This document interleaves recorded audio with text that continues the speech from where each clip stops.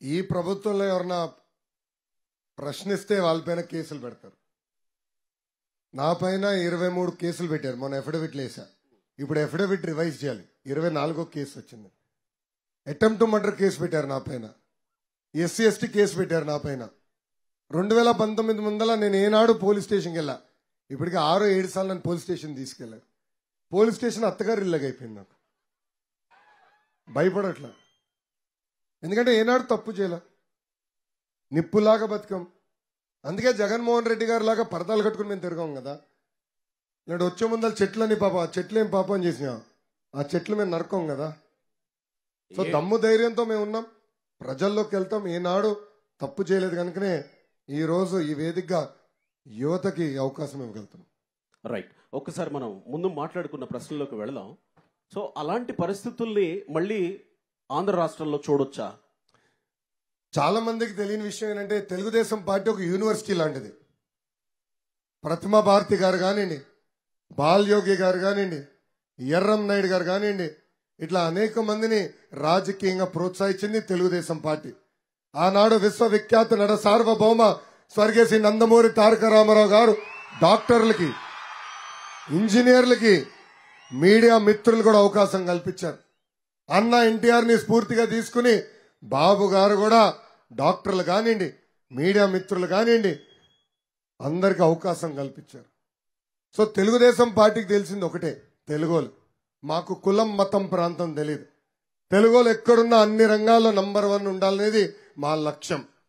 గతంలో అనేక మందిని మేము ప్రోత్సహించాం.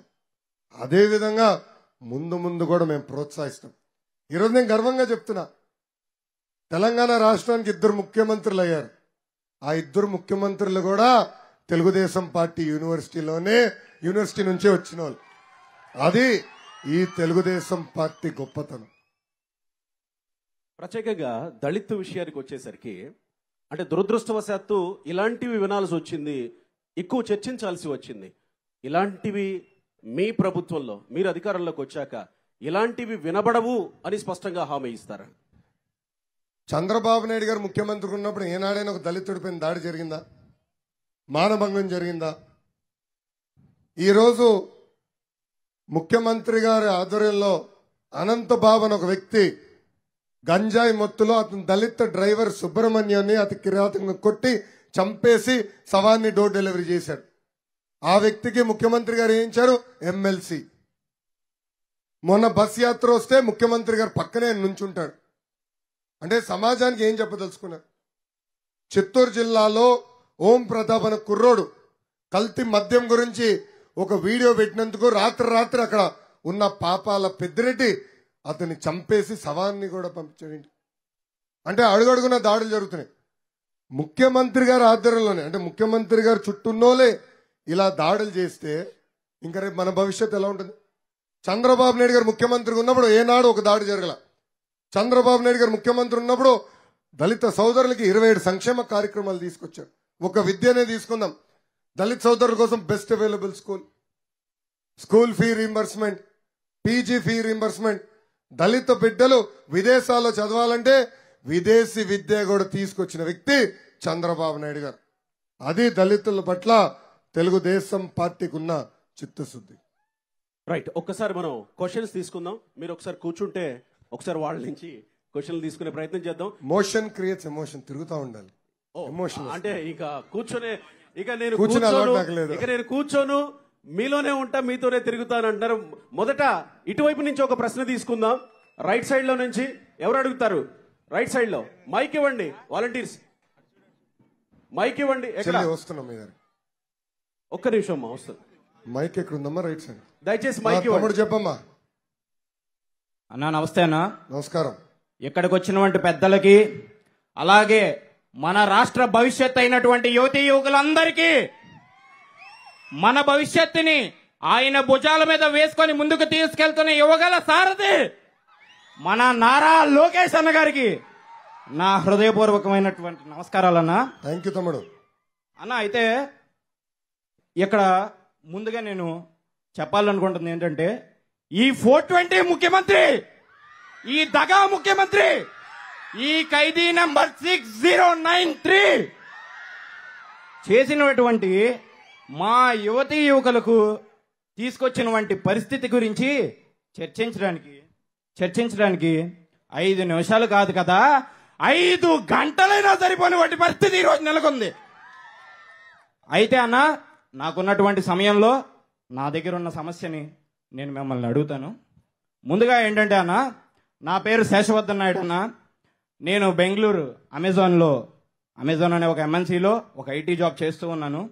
అయితే నేను నా ఆఫీసులో ఉన్నటువంటి ఒక తరుణంలో నలుగురు నా కొలీగ్స్, ఒకరిది కేరళ, ఒకరిది తమిళనాడు, ఒకరిది తెలంగాణ, ఒకరిది తెలంగాణ, నేను. ఓకే, అయితే ఒక్కొక్కరికి ఒక్కో రాజధాని ఉంది. ఈ ముగ్గురు కలిసి నన్ను అడిగారు. ఏమని అడిగారు అయ్యా అంటే, నీ రాజధాని ఏంటి అని అడిగారు. నా దగ్గర సమాధానం లేదు. 3 రాజధానులు అన్నారు, లేదు. అయితే అది అయిపోయింది. యువకులకి ఇన్ని సమస్యలు ఉన్నాయి కదా, ఇవేమీ పరిష్కరించకుండా ఇంకేమీ లేనట్టు ఈ మనిషి ఏం తీసుకొచ్చాడయ్యా అంటే, ల్యాండ్ టైటిలింగ్ యాక్ట్. మాకున్నటువంటి తమ్ముడు ప్రశ్న అడగమ్మా. అదే అన్న అడుగుతున్నా, ఇక్కడికి వస్తున్నా. నా పేద సోదరుడు ఒకడు ఉన్నాడు అన్న, ఒక పేద రైతు కుటుంబం అయింది. ఒక్క అరెకరం మాత్రమే భూమి ఉంది వాళ్ళకి. ఆ అరెకరం భూమి కూడా లేకపోతే వాళ్ళ జీవితం ఏమవుద్ది అనేటువంటి ఒక కంగారుతో గుండె పట్టుకొని వాళ్ళ కుటుంబం మొత్తం దిగ్భ్రాంతికి గురై ఉన్నారన్న. వాళ్ళ పరిస్థితి ఏంటి? మా భూములకు రక్షణ ఉందా లేదా, మా భూములు సేఫా కాదా అని నా క్వశ్చన్ అన్న. పొరపాటున మళ్ళీ ఇంకొక అవకాశం ఈ ప్రభుత్వానికి ఇస్తే, నేను మీ బిడ్డని కదా, మీ భూమి నాదని లాక్కుంటాడు. డౌట్ వద్దు. అందుకే ఎక్కడికి వెళ్ళినా మీ బిడ్డని అంటున్నాడు. రేపు వచ్చి చెప్తాడు తల్లి, మీ బిడ్డని కదా, మీ భూమి నాది అంటాడు తల్లి. చంద్రబాబు నాయుడు గారు చాలా స్పష్టంగా చెప్పారు. తెలుగుదేశం, జనసేన, భారతీయ జనతా పార్టీ ప్రభుత్వం ఏర్పడిన 2వ సంతకం ల్యాండ్ టైటిలింగ్ యాక్ట్ రద్దు చేసే సంతకం. పాత విధానం తీసుకొస్తాం. పట్టాలపైన జగన్మోహన్ రెడ్డి ఫోటో ఉండదు. గతంలో ఎట్లయితే భూ హక్కులు కల్పించామో ఆ విధానమే అమలు చేసే బాధ్యత మన ప్రభుత్వం తీసుకుంటుంది. అని తమ్ముడు, ఒకే రాష్ట్రం, ఒకే రాజధాని, జై అమరావతి. Next question. మరో ప్రశ్న తీసుకునే ప్రయత్నం చేద్దాం. ఇటు నెక్స్ట్ రో నుంచి వస్తాను. మీ దగ్గరకు వస్తాం. నెక్స్ట్ రో నుంచి ఇస్తారు మైక్ ఇస్తారు. ఎవరు మైక్ ఇవ్వండి దయచేసి. వాలంటీర్స్ చెప్పమ్మా, అడగండి, ప్రశ్న అడగండి దయచేసి. చెప్పు తమ్ముడు. అన్న, గ్లాస్ టు మీట్ యు అన్న. నైస్. నా ఫస్ట్ ఓటు హక్కు ఈసారే వచ్చిందన్న. నా ఓటు చాలా విలువైంది, ముఖ్యమైనది కాబట్టి నా ఓటు వినియోగించుకుంటా. ఒకవేళ కుదరకు గాని, వేరే రాష్ట్రం నుండి రాలేక గాని, అదే వేరే ఊరి నుండి రాలేక గాని ఉన్న వాళ్ళు ఉంటారు. ఆ ఒక్క ఓటు మన రాష్ట్రాన్ని వచ్చే నష్టం ఏంటి, వినియోగం ఏంటి? 2వ క్వశ్చన్ కూడా ఉన్నాను. చెప్తాము. ఇదివరకు చంద్రబాబు గారు గతంలో ఉన్నప్పుడు స్కాలర్షిప్ డైరెక్ట్ కాలేజీలో పడేయన్న. అప్పుడు మాకు హాల్ టికెట్ తో ఇబ్బంది ఉండేది కాదు. కాకపోతే ఈ జగన్మోహన్ రెడ్డి వచ్చాక నేరుగా అకౌంట్లో పడిపోయినాయి అంటున్నాడు అన్న. కాకపోతే అవి పడవు, మాకు హాల్ టికెట్ ఎవరు. మీరు వచ్చిన తర్వాత దీనికి మాకు సొల్యూషన్ చూపించాలన్న. రైట్, లోకేష్ గారు నోట్ చేసుకున్నారు మీరు ఏవైతే అడిగారో. తమ్ముడు, మొదటి ప్రశ్న ఓటు హక్కు గురించి, ఆ ఓటు హక్కు వినియోగించు గురించి. తమ్ముడు, ఒక్క అవకాశం అని ఈరోజు ఎంత నష్టపోయాం. ఆ ఒక్క అవకాశం వల్ల రాజధాని లేని రాష్ట్రం అయిపోయాం. ఆ ఒక్క అవకాశం వల్ల పోలవరం డ్యామేజ్ అయింది. ఆ ఒక్క అవకాశం వల్ల పెట్టుబడులు, పరిశ్రమలన్నీ పక్క రాష్ట్రానికి వెళ్ళిపోయినాయి. ఆ ఒక్క అవకాశం వల్ల ఈరోజు మనకి ఉద్యోగాలు, ఉపాధి లేని పరిస్థితి.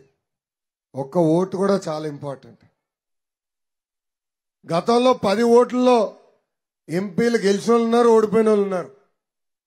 మంగళగిరి నియోజకవర్గం 2014లో తెలుగుదేశం పార్టీ 12 ఓట్లతో ఓడిపోయింది. 12. సో ప్రతి ఓట్ అనేది చాలా ఇంపార్టెంట్. సో బంధువులున్నా, మిత్రులున్నా వాళ్ళందరికి పిలిపివ్వండి. ఎన్నికల టైంకి అవసరమైతే ఒక రోజు సెలవు పెట్టి వచ్చి మీరు మీ ఓట్ వినియోగించుకోవాలని ఈ సభాముఖంగా నేను కోరుతున్నా. రెండోది, తరతరాలుగా ఒక స్కూల్ ఫీ రీంబర్స్మెంట్ ఉండేది. డైరెక్ట్ గా కాలేజ్ అకౌంట్ లో డబ్బులు వేసేవాళ్ళం. ఎగ్జామ్లు వస్తే హాయిగా రాసుకునేవారు. ఎగ్జామ్ అయిన తర్వాత మార్క్ లిస్ట్ నేరుగా మీ ఇంటికి వచ్చేది. ఇప్పుడు జగన్మోహన్ రెడ్డి గారు ఏదో కొత్త కనిపెట్టినట్టు జేవీడీ అని ఏదో పథకం తీసుకొచ్చాడు. ఆయన బటన్ నొక్కుతున్నాడు తల్లి. ఈ మధ్యన బటన్ కి కరెంట్ లేదు ఒకటి, డబ్బులు కూడా పడట్లా. ఇంటికి కరెంట్ కట్ అవుతుంది కదా, అలా ఈయన కంప్యూటర్ కూడా కరెంట్ కట్. నొక్కుతున్నాడు డబ్బులు పడట్లా. కానీ కాలేజ్ వాళ్ళు ఏమంటున్నారు, హాల్ టికెట్ కావాలంటే డబ్బులు కట్టండి, మార్క్ లిస్ట్ కావాలంటే డబ్బులు కట్టండి. యువగలం పాదయాత్రలో నేను మదనపల్లి నియోజకవర్గంలో నడిచేటప్పుడు ఒక పెద్ద నన్ను ఆపాడు. ఆర్టీసీ బస్సు నుంచి అడిశాడు, లోకేష్ గారు మీతో మాట్లాడాలని. ఏంటన్నా అని అడిగితే, ఇప్పుడే అప్పు చేసి 1,80,000 రూపాయలు ఫీ కట్టి మార్క్ లిస్ట్ తీసుకుని ఇంటికి వెళ్తున్నాను అన్నాడు. అప్పుడు ఆయన మాట అన్నాడు, నాకంటే అవకాశం ఉంది, నేను చేయగలుగుతున్నాను. ఇట్లా లక్షలాది కుటుంబాలు నష్టపోయిన వాళ్ళని మీరు ఆదుకోవాలని చెప్పారు. అందుకే మన ఉమ్మడి మేనిఫెస్టో అంటే తెలుగుదేశం, జనసేన, భారతీయ జనతా పార్టీ మేనిఫెస్టోలో చాలా స్పష్టంగా పాత స్కూల్ ఫీ రీయింబర్స్మెంట్ విధానం మేము అమలు చేస్తాం. ఈ ప్రభుత్వం చేతకానితనం వల్ల చాలా మంది మార్క్ లిస్టులు కూడా ఆగిపోయినాయి రాకుండా. నిన్న కూడా కడప ఎయిర్పోర్ట్ లో నేను ఫ్లైట్ ఎక్కుతుంటే అక్కడ పనిచేసే సిబ్బంది చెప్పాడు, వాళ్ళ అబ్బాయికి డబ్బులు పడలేదంట. ఇప్పుడు అప్పు చేసి కట్టాల్సిన పరిస్థితి వచ్చింది. నేను చెప్పా, ఒక నెల ఓపిక పెట్టు, 1 టైం సెటిల్మెంట్ చేస్తాం, మార్క్ లిస్ట్ తిరిగి మీకు అందించే బాధ్యత మేము తీసుకుంటామని కూడా హామీ ఇచ్చాను. ఆ హామీకి మేము కట్టుబడి ఉన్నాం. థ్యాంక్ యూ తమ్ముడు. రైట్ లోకేష్ గారు, మనకి ఇక్కడ బాక్స్ లో చాలా ప్రశ్నలే ఉన్నాయి. మీరు అదేండి, ఈ లోపల నెక్స్ట్ క్వశ్చన్. ఈ లోపల నెక్స్ట్ క్వశ్చన్కి వెళ్తారా? ఓకే, నేను ఒకసారి ఇది మొత్తం మిక్స్ చేసి తీసే ప్రయత్నం చేస్తాను. ఇక్కడ ఉందనుకుంటా, ఒక్క నిమిషం ఇస్తున్నామా, అట్లా వెళ్ళి రౌండ్ వస్తున్నా, ఇవ్వకపోతే కొట్టేటట్టు. ఇక్కడ అన్ని చాలా ప్రశ్నలు ఉన్నాయి ఇక్కడ. లోకేష్ గారు, ఇక్కడంతా లాటరీ లాగా తీసేస్తాను, చాలా ప్రశ్నలే ఉన్నాయి. తీసుకోండి. నమస్తే అన్న. ఒక నిమిషం చెల్లి చెప్పమ్మా. హాయ్ అన్న, నా పేరు తంగిరాల అక్షయశ్రీ. నేను బీటెక్ ఫైనల్ ఇయర్ చదువుతున్నానన్న. నాకు ఒక డౌట్ అన్న. చెప్పమ్మా. అన్న, మీరు కానీ చంద్రబాబు నాయుడు గారు ఎప్పుడు మాట్లాడినా ఉభయ గోదావరి జిల్లాలకు, మరి రాయలసీమకు, మరి అమరావతికి డెవలప్ చేసి అభివృద్ధి చేస్తామని చెప్తారన్నా. మరి మా గోదావరి జిల్లాలకు మీరేం చేస్తారన్నా? చెల్లమ్మ, మన ప్రభుత్వ అధికారంలో ఉన్నప్పుడు ఆక్వాని పెద్ద ఎత్తున ప్రోత్సహించాం. ఆక్వా ఎక్స్పోర్ట్స్ లో ఆంధ్ర రాష్ట్రం నంబర్ 1 గా నిలబడేది. పామాయిల్ రైతులను కూడా పెద్ద ఎత్తున ప్రోత్సహించాం. వరి రైతులు కూడా మద్దతు ధర ఆనాడు కల్పించాం. కాకినాడలో ఐటీ పరిశ్రమలు తీసుకొచ్చా తల్లి. నేను ఐటీ శాఖ మంత్రిగా ఉన్నప్పుడు ఐటీ కంపెనీలు తీసుకొచ్చాం. డిఫెన్స్, ఫార్మాలో ఎక్కువ అవకాశాలు ఉన్నాయని మేము భావించాం. అందుకే డిఫెన్స్ ని కూడా ఆనాడు ఒప్పందాలు కుదుర్చుకుని కొన్ని పరిశ్రమలు తీసుకొస్తే ఈ ప్రభుత్వం ఆ పరిశ్రమల్ని పంపించేసింది. ఇంకెంతా ఒక నెల ఓపిక పెట్టదలి. ఫస్ట్ డెసిషన్ మేము తీసుకునేది మేజర్ రహదారులన్నీ సిమెంట్ రహదారులు వేస్తాం. అది ఫస్ట్ డెసిషన్. రెండోది, గతంలో ఎట్లయితే పెట్టుబడులు పరిశ్రమలు తీసుకొచ్చామో, ఆక్వా రంగాన్ని ఎట్లయితే ప్రోత్సహించామో, అదే విధంగా ఉభయ గోదావరి జిల్లాకు మేము ప్రోత్సహిస్తామని ఈ సభాముఖంగా నేను హామీ ఇస్తున్నా.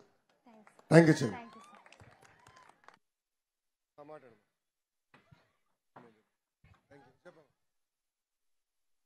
హాయ్ అన్న, నా పేరు చాందిని చెప్పమ్మా. అన్న, ఇప్పుడు ఈ ప్రభుత్వంలో లేని విద్యారంగంలో మార్పులు మన తెలుగుదేశం ప్రభుత్వం వచ్చాక అవి ఎలా అయితే విద్యారంగంలో చేంజెస్ అనేవి వస్తాయో నాకు తెలుసుకోవాలన్నా అన్న. చాలా మంచి ప్రశ్న అమ్మా. Thank you. ఫస్ట్ కేజీ నుంచి పీజీ వరకు కరికులం ని రీవ్యాంప్ చేయాలి, బలోపేతం చేయాలి. ఈరోజు మీరు చూస్తే ఈ ప్రభుత్వ అధికారులకు వచ్చిన తర్వాత మహిళలపైన దాడులు పెరిగినాయి. కేజీ నుంచి పీజీ వరకు మహిళల్ని గౌరవించాలనేది ఫస్ట్ మనం చేయాలి. రెండోది, ప్రభుత్వ పాఠశాలల్లో హార్డ్వేర్తో పాటు సాఫ్ట్వేర్ అంటే ఉపాధ్యాయులు నియమించాలి. ఈ ప్రభుత్వం ఒక జియో తీసుకొచ్చి స్కూల్స్ రేషనలైజేషన్ పేరుతో విద్యని మనకు దూరం చేశారు. ఆ జియోని రద్దు చేస్తాం. ఉపాధ్యాయులు పెండింగ్ పోస్టులని భర్తీ చేస్తాం. ఉపాధ్యాయులకు అవసరమైతే స్కిల్ అప్గ్రేడేషన్ ఎవ్రీ ఇయర్ చేస్తాం. పెద్ద ఎత్తున వాళ్ళ ద్వారా ఈ చేంజ్ వచ్చిన కరికులం కూడా పకడ్బందీగా అమలు చేసే బాధ్యత మేము తీసుకుంటాం. దాంతో పాటు best available school fee reimbursement, PG fee reimbursement, విదేశీ విద్య లాంటి పవిత్రమైన కార్యక్రమాలు తిరిగి మన ప్రభుత్వం ప్రారంభిస్తుంది. అన్న రెండో ప్రశ్న ఏంటంటే ఉద్యోగాల భర్తీ అన్న. ఇప్పుడు ప్రస్తుతం అసలు రాష్ట్రంలో ఒక్క ఉద్యోగం కూడా లేదన్న. ఆ ఉద్యోగం లేక చాలా మంది చనిపోతున్నారన్న. అలాగే తెలుగుదేశం ప్రభుత్వం వచ్చాక ఆ ఉద్యోగాల భర్తీ అనేది ఎలా ఉంటదన్న, ఎలా ఉపాధి అనేది కల్పిస్తారన్న మీరు? అమ్మా, తెలుగుదేశం పార్టీ ఎప్పుడు అధికారంలోకి వచ్చినప్పుడే డిఎస్సీలు చేశాం. అన్న ఎన్టీఆర్ గారి దగ్గర నుంచి బాబు గారి వరకు మీరు చూస్తే వీళ్ళిద్దరి మధ్యన 11 డిఎస్సీలు చేశారు. దాదాపు 1,50,000 అనుకుంటా పోస్టులు భర్తీ చేశారు. మొన్న కూడా బాబు గారు ముఖ్యమంత్రిగా ఉన్నప్పుడు 2 సార్లు డిఎస్సీ ఇచ్చారమ్మా. చంద్రబాబు నాయుడు గారు ఇప్పటికీ స్పష్టంగా హామీ ఇచ్చారు, మన ప్రభుత్వం అధికారంలోకి వచ్చిన తొలి సంతకం మెగా డిఎస్సీ పైన ఉండబోతుంది. నంబర్ 1. నంబర్ 2, ప్రతి సంవత్సరం సింగిల్ జాబ్ క్యాలెండర్ ఇస్తాం. ఇప్పుడు ఏమవుతుంది, ఒక్కొక్క డిపార్ట్మెంట్ ఒక్కొక్కసారి ప్రభుత్వ పోస్టులు విడుదల చేస్తున్నారు. దానివల్ల మీరు పేపర్లో ఎత్తుక్కోవాల్సి వస్తుంది, ఎక్కడున్నారో పోస్టులు ఎక్కడ పోయినా, లేదంటే వాట్సాప్ లో చదువుతాం, మిత్రులు చెప్తారు. ఈసారి అటు చేయదలుచుకోవాలి. Single unified job calendar, peon దగ్గర నుంచి గ్రూప్స్ వరకు సింగిల్ క్యాలెండర్. పలానా రోజు క్యాలెండర్ విడుదల చేస్తాం, ఈ రోజు ఈ వాటికి పలానా రోజు ఎగ్జామ్ ఉంటుంది, ఇంటర్వ్యూలు పలానా రోజు ఉంటుంది, ఫలితాలు పలానా రోజు వెల్లడిస్తామని కూడా చెప్పేస్తాం. సో యూనిఫైడ్ జాబ్ క్యాలెండర్ తీసుకొచ్చి 5 సంవత్సరాలు ప్రభుత్వ పోస్టులని భర్తీ చేసే బాధ్యత మేము తీసుకుంటాం. థ్యాంక్ యూ అమ్మా. చెల్లమ్మ మైక్ ఇవ్వాలమ్మా, వెనకాల కొడతారు నన్ను. సార్, నేను ఇక్కడ ఏలూరు సిఆర్రెడ్డిలో 3rd ఇయర్ చదువుతున్నా. ఏం చదువుతున్నా చెల్లి? CSC AMDS artificial intelligence. అయితే ఇప్పుడు ఐటీ అండ్ అదర్ సెక్టర్స్ ఇక్కడ జాబ్స్ లేక చాలా మంది హైదరాబాద్ వెళ్తున్నారు.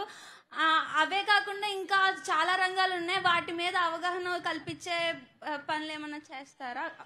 అలాగే మా నాన్నగారు 98 డిఎస్సిలో 25 years తర్వాత జాబ్ ఇచ్చారు గవర్నమెంట్ టీచర్ కింద. వాళ్ళని పర్మనెంట్ చేస్తారని ఎక్కడా మెన్షన్ చేయలేదు. 1 year అయింది. జగన్ గారు మాటలు బాగా చెప్పాడు తల్లి. ఎవరైతే అవుట్ సోర్సింగ్ లో ఉన్నారో వాళ్ళ జాబ్లన్నీ పర్మనెంట్ చేస్తానని హామీ ఇచ్చాడు, పట్టించుకోలేదు. ఒక పద్ధతి ప్రకారం అది చేయాలి, అది మేము టేకప్ చేస్తాం. అంటే దానికి ఎప్పుడు నియమించారు, దేని ద్వారా వచ్చారు, ఆ వివరాలన్నీ కనుక్కున్న తర్వాత దానిపైన నేను స్పందించగలుగుతా. Let me come back to you on that. Number 1. Number 2, మీరు అడిగారు ఐటీ. 62 సంవత్సరాలు అందరూ కష్టపడి హైదరాబాద్ని అభివృద్ధి చేసుకున్నాం. రాజధాని మీది కాదని చెప్పేశారు, దానివల్ల అందరూ నష్టపోయాం. ఆనాడు చంద్రబాబు నాయుడు గారు సైబర్ టవర్ అని ఒక ఇత్తనం వేశారు. ఈరోజు చూడండి 15 లక్షల మంది అక్కడ పనిచేస్తున్నారు. అదేవిధంగా విశాఖపట్నానికి డేటా సెంటర్స్ పెద్ద ఎత్తున తీసుకొద్దామని పనిచేశాం. అదానీ లాంటి సంస్థతో ఒప్పందం కుదుర్చుకుని భూములు కూడా కేటాయించారు. ఈ ప్రభుత్వం వేధింపుల వల్ల వాళ్ళు వెళ్ళిపోయారు తల్లి, పెట్టుబడులు ఇంకా పెట్టలా. మన ఐటీ శాఖ ఇండస్ట్రీ శాఖ మంత్రిని ఏమైంది పెట్టుబడులు అంటే కోడిగుడ్డు గురించి మాట్లాడతాడు. కంపెనీలు ఎప్పుడు వస్తాయంటే కోడి ముందలు వచ్చిందా గుడ్డు ముందలు వచ్చిందా అంటాడు. అది మన కోడిగుడ్డు మంత్రి పరిస్థితి అమ్మా. అదే ప్రాబ్లం. మళ్ళీ పరిశ్రమ ఆ పెట్టుబడులు తీసుకురావాలా, విశాఖపట్నాన్ని ఐటీ కేంద్రంగా తీర్చిదిద్దాలనేది మా లక్ష్యం. ఆనాడు అనేక పరిశ్రమలు తీసుకొచ్చా, కాండియంట్ లాంటి తీసుకొచ్చా, ఫ్రాంక్లిన్ టెంపుల్టన్ తీసుకొచ్చా, అదానీని తీసుకొచ్చా. ఈ రోజు ఈ కోడిగుడ్డు మంత్రి చేతకంతనం వల్ల, ముఖ్యమంత్రి గారి చేతకంతనం వల్ల అవన్నీ మళ్ళీ పక్క రాష్ట్రానికి వెళ్ళిపోయినాయి. ఎంత ఒక నెల ఉపయోగపడతలే. మీరు చూస్తారు కదా, మన ప్రభుత్వ అధికారంలోకి వచ్చిన మొదటి 100 రోజుల్లో ఎన్ని పరిశ్రమలు ఆంధ్ర రాష్ట్రంలో వస్తాయి.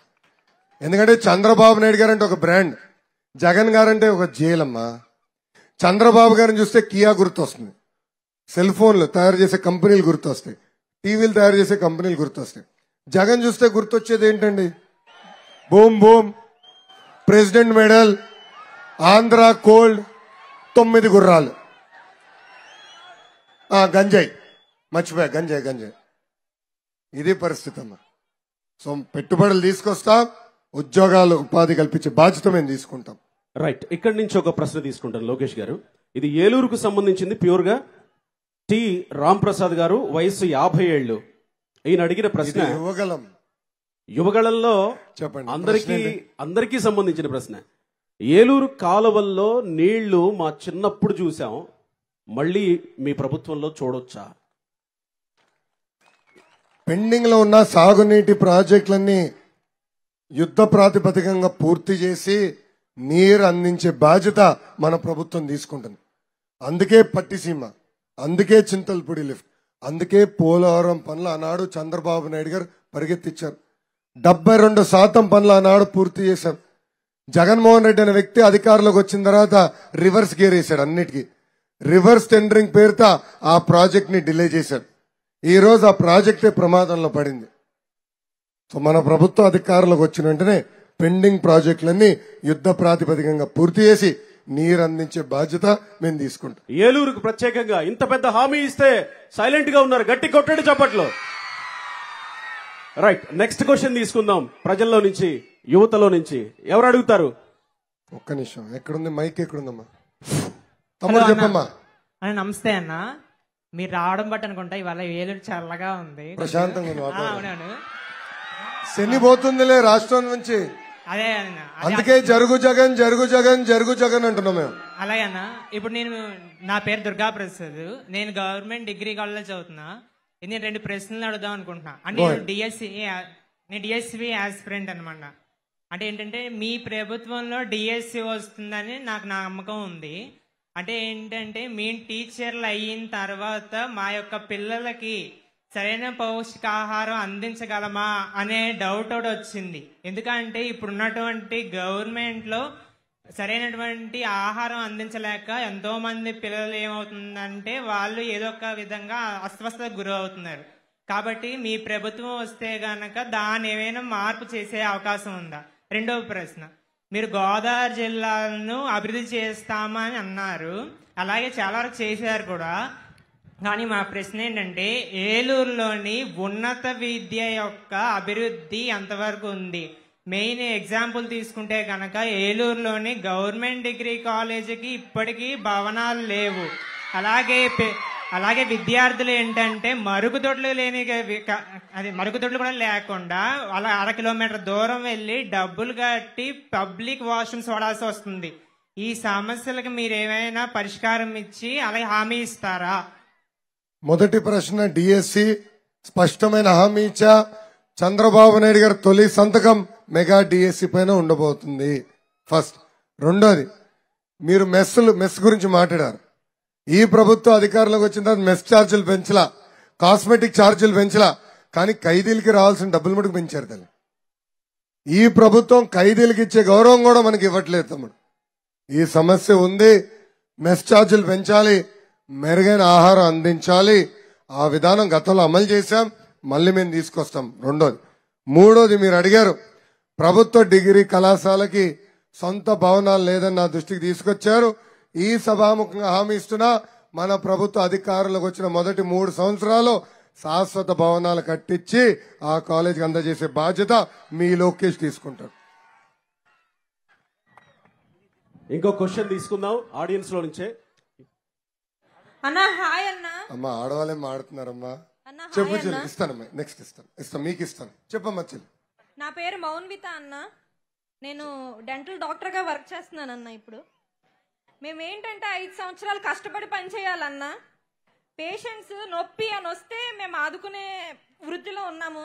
కాకపోతే ఏంటంటే గవర్నమెంట్ పోస్టులు మాకు ఇచ్చేది 2 అన్న, అవి రిజర్వేషన్ లో ఫిల్ అయిపోతున్నాయి, మా వరకు రావట్లా. ఇప్పుడు మీ ప్రభుత్వం అధికారంలోకి వస్తే మీరు మాకు ఏ విధంగా సహాయం చేస్తారన్నా? అలాగే ఈ ప్రభుత్వంలో నేను ఏ విధంగానూ సాటిస్ఫైడ్ గా లేనన్నా. మీరు ఏమైనా సాటిస్ఫైడ్ గా ఉన్నారా? నా ఉద్దేశంలో ఈ ప్రభుత్వం ఫెయిల్ అయింది, ఇది పాస్ అవ్వలేదు. మీరేమనుకుంటున్నారన్నా? ఇది పాస్ అయింది అనుకుంటున్నారా, ఫెయిల్ అయింది అనుకుంటున్నారా? మీ ఒపీనియన్ ఏంటో నాకు చెప్పాలన్నా. అందరూ చెప్పండి, గట్టిగా చెప్పండి. తాడేపల్లి కొంపవరకు ఇంపడాలి. నాకున్న ఇన్ఫర్మేషన్ మేరకు జగన్మోహన్ రెడ్డి గారు స్కూల్లోనే ఫెయిల్ తల్లి, కాలేజీలో ఫెయిల్ తల్లి, ప్రతిపక్ష నాయకుడిగా ఫెయిల్, ఇప్పుడు ముఖ్యమంత్రిగా ఘోరంగా failure. No second thought about it. ఈరోజు మీరు చూస్తే అడుగడుగున ప్రజలు ఇబ్బందులు ఎదుర్కొంటున్నారు. నిత్యావసర సరుకుల ధరలు పెరిగినాయి, ఉద్యోగాలు ఉపాధి లేదు, రైతుల ఆత్మహత్యలు పెరిగినాయి, బడుగు బలహీన వర్గాలపైన దాడులు పెరిగినాయి, కార్పొరేషన్కి ఇవ్వాల్సిన నిధులు ఇవ్వరు, ఉద్యోగాలు ఉపాధి కల్పించరు, చాలా ఇబ్బందులు ఎదుర్కొంటున్నాం. అందుకే చెప్తున్నా ఈ ప్రభుత్వం 100% ఒక ఫెయిల్యూర్ ప్రభుత్వం. నంబర్ 1. రెండోది డెంటల్ గురించి మీరు చెప్పారు చెల్లి. ఇది నిన్న కూడా ఒక సభలో నా దృష్టికి తీసుకొచ్చారు. ఇది రాజంపేట సభలో ఒక చెల్లమ్మ నా దృష్టికి తీసుకొచ్చింది. మొత్తం వివరాలు నేను కనుక్కోవాలి చెల్లి, నాకు సబ్జెక్ట్ మీద అంత అవగాహన లేదు. Let me understand it, then I will respond on that issue. ఎందుకంటే ఏదంటే అది హామీలు ఇస్తే నేను కూడా పరదాలు కట్టుకుని తిరగాలి, ఆ కోరిక నాకు లేదమ్మా. కొంచెం మొత్తం డీటెయిల్స్ కనుక్కున్న తర్వాత ఈ ఇష్యూ పైన నేను స్పందిస్తాను. థ్యాంక్ యూ చెల్లి. మరొక ప్రశ్న తీసుకుందాం. లోకేష్ గారే మీ దగ్గర మైక్ ఇస్తున్నారు. ఇందాకటి నుంచి ఆ సిస్టర్ వెయిట్ చేస్తా ఉన్నారు. లోకేష్ అన్న, good evening sir. Very good evening sir. మా అమ్మగారు సార్ అంటే పలకను అన్నయ్య. థ్యాంక్ యూ అమ్మా. సార్ మళ్ళీ సార్ అన్నయ్య. Thank you. మా అమ్మగారు అంగన్వాడీ ఆయమ్మగా 19 సంవత్సరాల నుంచి చేస్తున్నారు అన్నయ్య. అయితే ఎమ్మెల్యే నుంచి వచ్చిన వాళ్ళు ఏంటంటే ప్రజెంట్ అంతకు ముందు వడేటి బుజ్జి గారిది వేరు సార్, చాలా మంచి మనసు అయింది. అయితే ఇప్పుడున్న ఎమ్మెల్యే బట్టి ఏంటంటే వాళ్ళు కీప్గా ఉన్న ప్రజల్ని, ఆడవాళ్ళు 3 నెలలు జాయిన్ అయిన వాళ్ళు కూడా టీచర్గా ప్రమోషన్ ఇస్తున్నారు సార్. మా అమ్మ 19 సంవత్సరాల నుంచి ఆయమ్మగానే ఉంది సార్.